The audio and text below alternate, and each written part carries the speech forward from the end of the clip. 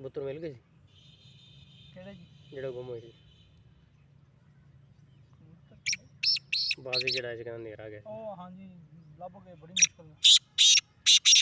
check ਕਰੋ ਆਵਾਜ਼ कैसी ਮਾਸ਼ਾਅੱਲਾ